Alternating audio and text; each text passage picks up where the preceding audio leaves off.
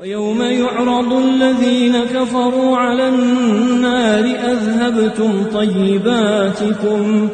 أذهبتم طيباتكم في حياتكم الدنيا واستمتعتم بها فاليوم تجزون عذاب الهون بما كنتم تستكبرون في الأرض بغير الحق وبما كنتم تفسقون.